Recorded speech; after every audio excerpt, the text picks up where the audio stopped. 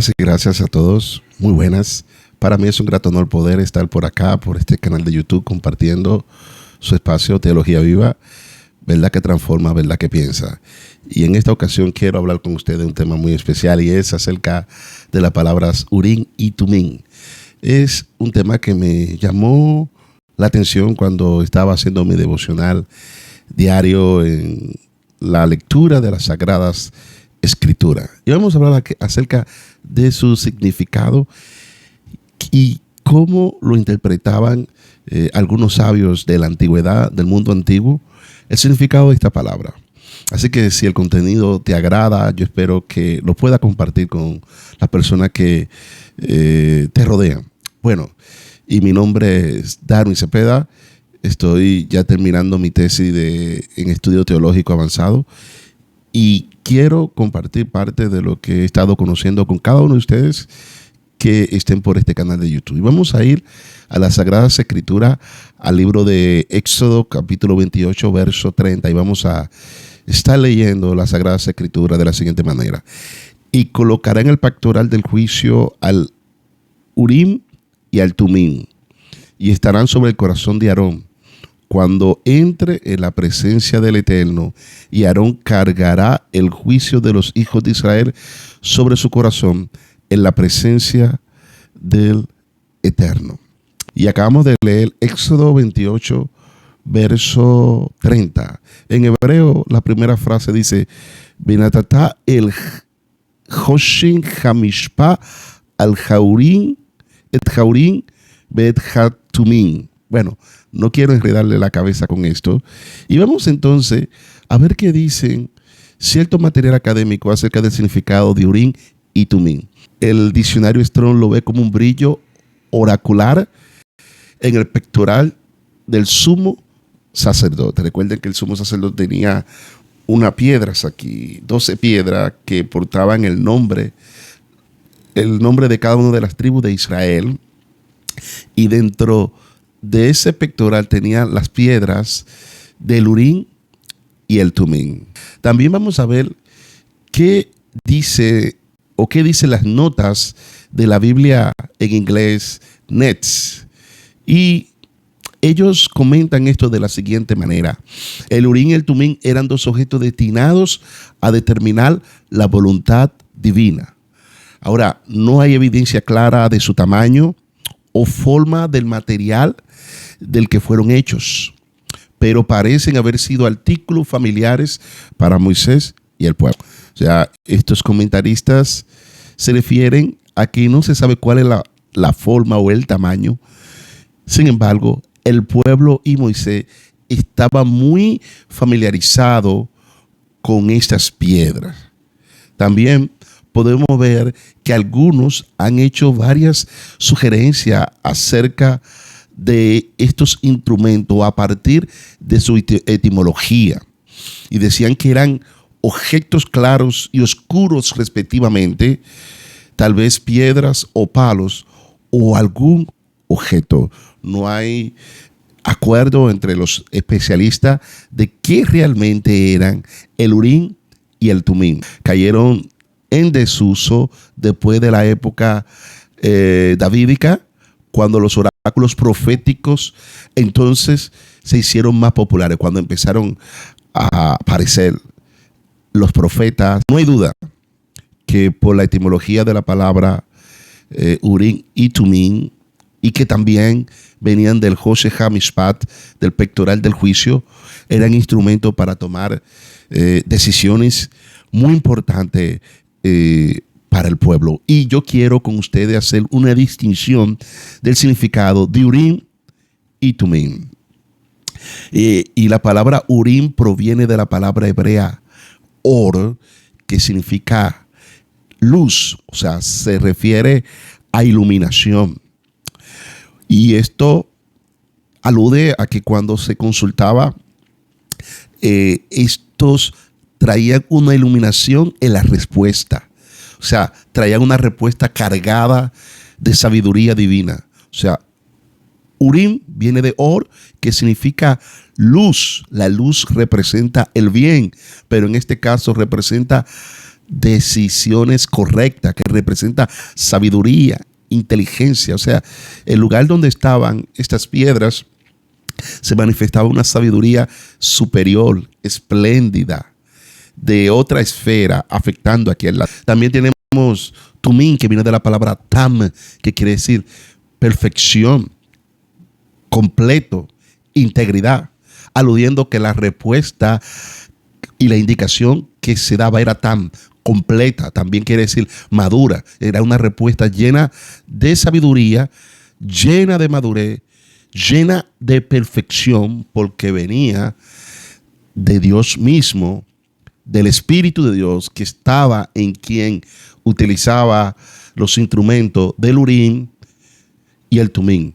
La luz, sabiduría y madurez. O sea, cuando se allegaba el pueblo allí, adquiría la sabiduría divina y también la madurez divina, que es muy necesario en el momento que vamos a tomar decisiones importantes en nuestras vidas.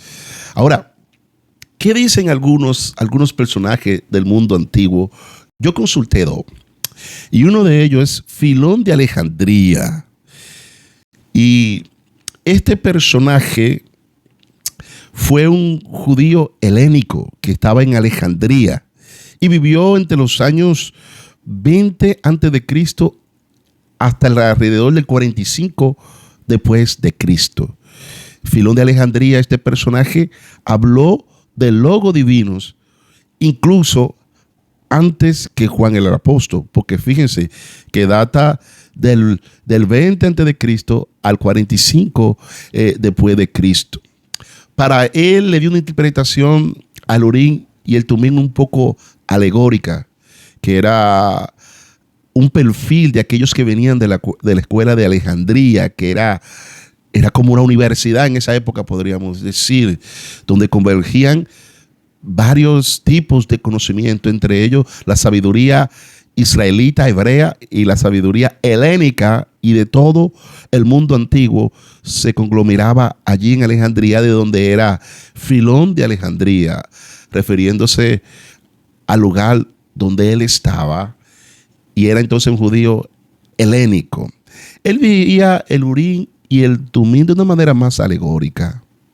Él lo veía como virtudes divinas, también como lugar en el corazón del sacerdote. Él lo veía también como instrumento del juicio no físico, sino racional.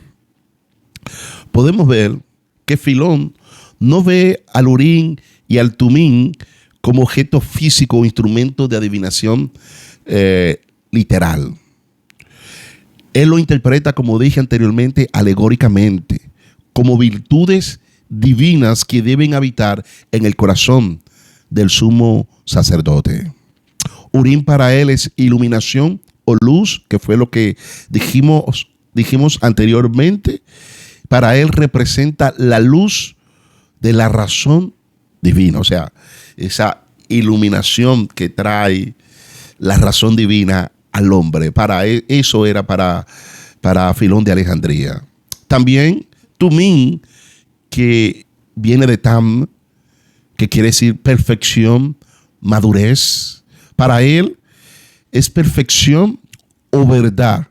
Representa para él la verdad perfecta y la integridad moral. Así él veía estos instrumentos, el Urim y el Tumín, como un lugar también en el corazón del sacerdote. Él señalaba que el Urim y el Tumín estaban en el pectoral sobre el corazón del sacerdote, lo cual tiene un simbolismo espiritual muy significativo. El corazón debe de estar lleno de sabiduría, verdad e iluminación divina. O sea, en el corazón del sacerdote estaba Urim y Tumín, donde debía de haber sabiduría, inteligencia, iluminación y madurez. De esta manera, Filón de Alejandría veía lo que es el Urim y el Tumín. Y también cuando decía que no era un instrumento de juicio no físico, sino racional. Para Filón el juicio no se da por suerte de una piedra, sino a través del Logos, la razón divina que ilumina al sumo sacerdote para que adiestre al pueblo. Entonces, vemos cómo Filón de Alejandría expresa el Urim y el Tumim como un instrumento de Logos, trayendo sabiduría, inteligencia y madurez al sumo sacerdote para que se lo transmita al pueblo. Ahora, Filón de Alejandría escribió una obra la cual llamó Vita Moisés, Vida de Moisés. Y él dijo lo siguiente en esta obra que él escribió. El Urim significa luz y el Tumim significa perfección. Y estas cosas simbolizan que el sumo sacerdote debe poseer la iluminación por la cual juzga correctamente y perfección de virtud por la cual gobierna con justicia. Entonces, el Urim y el Tumim no eran instrumentos mágicos para él, sino símbolo del alma sabia del líder que actúa según la luz de la razón divina y la perfección moral para juzgar al pueblo con justicia. Es interesante el punto de vista de Filón de Alejandría acerca de lo que significa el Urim y el Tumim. Ahora, usted reflexionando, ¿qué podría usted decir? ¿Qué significa?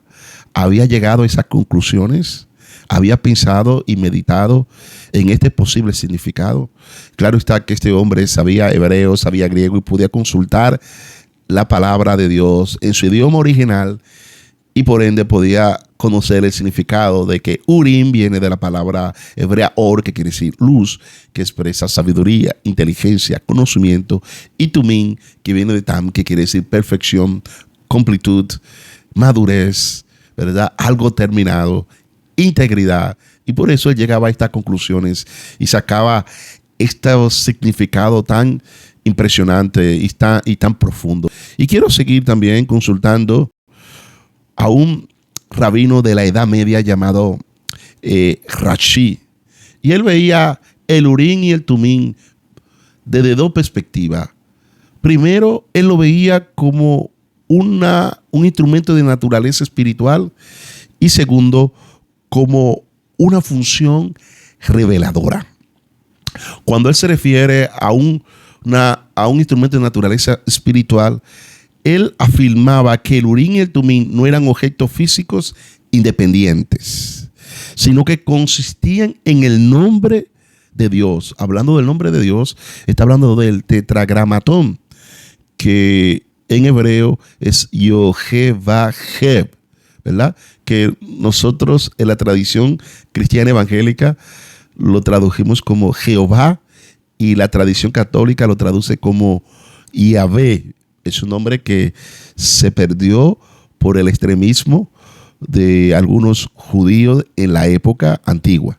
Sin embargo, Rashi asocia el Urim y el Tumim con las letras del nombre más sagrado en la Biblia hebrea. O sea, que se refería al nombre de Dios escrito en un pergamino colocado dentro del pectoral del sumo sacerdote, del Hoshin Hamishpah, o sea, el pectoral del juicio que portaba el sumo sacerdote, sobre la cual estaban las 12 piedras que tenían escrito las 12 tribus, las 12 tribus de Israel, o sea, los 12 nombres de la tribu de Israel.